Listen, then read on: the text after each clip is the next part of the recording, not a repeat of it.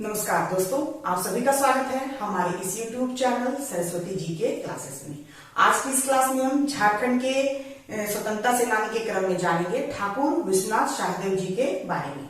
ठाकुर विश्वनाथ शाहदेव जिनका कि 1857 के विद्रोह में महत्वपूर्ण रोल है और इन्होंने डोरंडा, रांची तथा चतरा में 1857 के विद्रोह का नेतृत्व संभाला था और इस नेतृत्व के लिए आग्रह किया था गणपत राय ने हजारीबाग के सैनिकों के साथ मिलकर। हजारीबाग के जो सैनिक विद्रोही थे उनके साथ मिलकर गणपत राय ने विश्वनाथ शाहदेव जी को तैयार किया था डोरंडा, रांची तथा चतरा के विद्रोह का नेतृत्व संभालने के लिए। तो आज हम जानेंगे इनके महत्वपूर्ण बातों को जो एग्जाम पॉइंट ऑफ व्यू से इम्पोर्टेंट है और एग्जाम में आने के पूरे चांसेस हैं।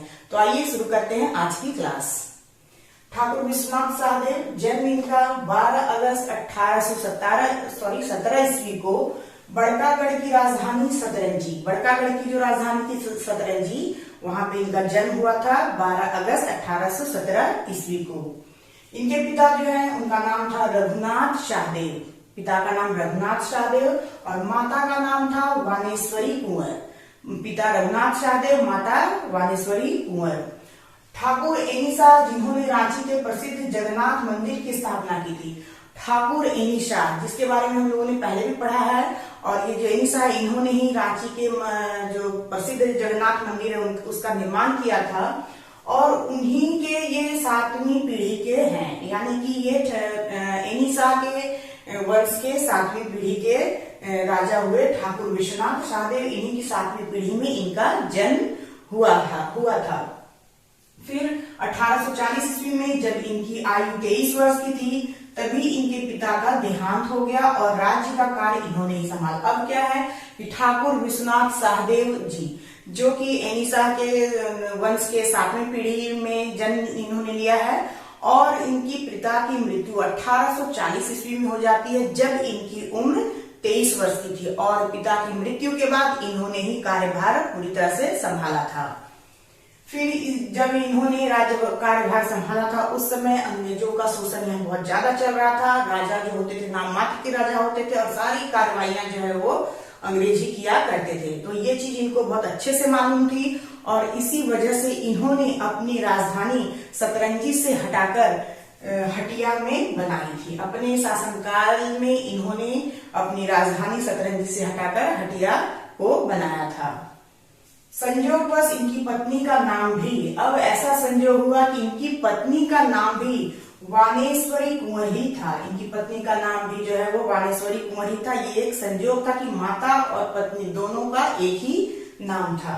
जो उड़ीसा के राजगंगा के राजा की बहन थी, जो उड़ीसा के राजगंगापुर के जो राजा थे उनकी बहन थी ठाकुर विश्वनाथ शाहदेव की पत्नी वानेश्वरी कुंवर।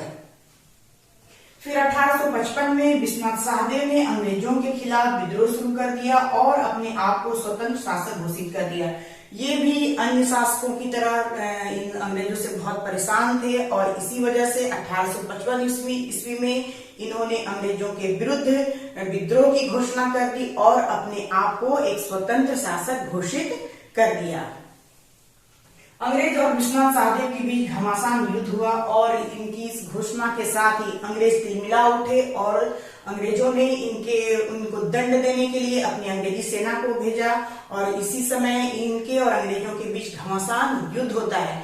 युद्ध तो होता है, अंग्रेजों की हार होती है और इसमें पहली बार ठाकुर विश्वनाथ शाहदेव की विजय होती है और जो अंग्रेजी सेना थी वो अपने सैनिक छावनी में वापस लौट जाती है। फिर इस तरह से 2 वर्षों तक तो बिल्कुल शांति से सब कुछ चला, लेकिन फिर 2 वर्षों के लगभग 2 वर्षों के बाद ही 1857 का विद्रोह जो है वो फूट पड़ता है और उसी दौरान 1857 के सिपाही विद्रोह में गणपत राय तथा 600 सिपाहियों के साथ मिलकर अंग्रेजों के खिलाफ डोरंडा सैनिक विद्रोह का नेतृत्व इन्होंने संभाला। अब क्या है, पहले जब हजारीबाग में विद्रोह होता है तो वहां के विद्रोही सैनिक वहां से रांची की ओर कूच करते हैं और जब वो यहाँ पहुंचते हैं तो उन्हें नेतृत्व की जरूरत होती है विद्रोहियों को और उस नेतृत्व के लिए वे लोग गणपत राय को आग्रह करते हैं कि नेतृत्वकर्ता के रूप में ठाकुर विश्वनाथ शाही को ही चुना जाए और इसी वजह से जो गणपत राय है वो इनके पास आते हैं, ठाकुर विश्वनाथ शाह के पास, और उनसे कहते हैं कि आप ही जो है इस विद्रोह का नेतृत्व संभालिए। वे पहले तैयार नहीं होते विश्वनाथ सहदेव, लेकिन उनके बहुत मनाने पर ये तैयार हो जाते हैं और अपना नेतृत्व देने के लिए तैयार रहते हैं। और इस तरह से डोरंडा में विद्रोही सैनिकों का नेतृत्व संभाला ठाकुर विश्वनाथ शाह के द्वारा संभाला गया, और उनके सेनापति के रूप में जो है गणपत राय उनके साथ रहे इन अभियानों में। फिर विद्रोह में इन्होंने नेता की अहम भूमिका निभाई। अब जो विद्रोह शुरू हुआ वहां पे इन्होंने नेता की अहम भूमिका निभाई और इनके सेना नायक के रूप में रहे गणपत पांडे गणपत राय। फिर चतरा की लड़ाई जो 2 अक्टूबर 1857 ईस्वी को हुई थी, उसी समय जब अंग्रेज भारी पड़ने लगे, जब इन दोनों का विद्रोह बढ़ने लगा, ये लोग डोरंडा रांची होते हुए जब चतरा पहुंचे तो वहां पे अंग्रेज ये समझ गए थे कि इन दोनों को दबाने, इन विद्रोहियों को दबाने के लिए बहुत ज्यादा तैयारी की जरूरत है। और बहुत सारी तैयारियों के साथ चतरा में जब इनसे मुठभेड़ की होती है, उनका सामना होता है अंग्रेजों का, तो अंग्रेज इनके ऊपर भारी पड़ने लगते हैं। और इस भारी पड़ने की वजह से ये जो विश्वनाथ सहदेव हैं वो क्या करते हैं कि वहां से भाग निकलते हैं और जाके लोहरदगा के जंगलों से छापामारी युद्ध अपना जारी रखते हैं और अंग्रेजों को वहां से परेशान करना शुरू कर देते हैं छापामार युद्ध के द्वारा। फिर बाद में क्या होता है कि विश्वनाथ दुबे, बहुत इंपॉर्टेंट है, विश्वनाथ दुबे तथा महेश नारायण शाही की गद्दारी से वे पकड़े जाते हैं। अब क्या है कि विश्वनाथ दुबे तथा महेश नारायण शाही जो है वो अंग्रेजों का साथ दे देते हैं, वे विश्वनाथ सहदेव का पता जो है अंग्रेजों को बता देते हैं, और इस तरह से इन दोनों की गद्दारी की वजह से विश्वनाथ सहदेव जो है वो अंग्रेजों के द्वारा पकड़े जाते हैं। और ये पकड़े जाते हैं मार्च 1858 ईस्वी में। इसमें डेट का कंफ्यूजन, इसलिए मैंने डेट यहाँ नहीं लिखा है। किसी बुक में 23 मार्च लिखा हुआ है और किसी बुक में 30 मार्च दिया हुआ है, तो इसी वजह से मैंने यहाँ डेट ना लिख के सिर्फ मार्च 1858 लिखा है। फिर रांची जिला स्कूल के मुख्य द्वार पर कदम के पेड़ से लटकाकर इन्हें 16 अप्रैल 1858 को फांसी दे दी गई। अब क्या है, जब ये पकड़े जाते हैं इन्हें रांची ले आया जाता है, और रांची में जो जिला स्कूल है उसके मुख्य द्वार पर एक कदम के पेड़ से लटकाकर इन्हें 16 अप्रैल 1858 ईस्वी को फांसी दे दी जाती है। तो ये बहुत ही इंपॉर्टेंट है, ये भी क्वेश्चन पूछा जा सकता है कि ठाकुर विश्वनाथ सहदेव को कहाँ फांसी दी गई थी, या ये भी पूछा जा सकता है कि रांची के जिला स्कूल के मुख्य द्वार पर किसे फांसी दी गई थी। तो यहाँ पे 16 अप्रैल 1858 ईस्वी को ठाकुर विश्वनाथ सहदेव को फांसी दी जाती है, और ठीक इसके 5 दिन बाद गणपत राय को भी इसी पेड़ से लटकाकर फांसी दी जाती है। तो बहुत ही इंपॉर्टेंट है, यहाँ से क्वेश्चन पूछे जा सकते हैं। डेट भी पूछा जा सकता है, पेड़ भी पूछा जा सकता है, और रांची जिला के मुख्य द्वार पर किसे फांसी दी गई थी ये भी पूछा जा सकता है।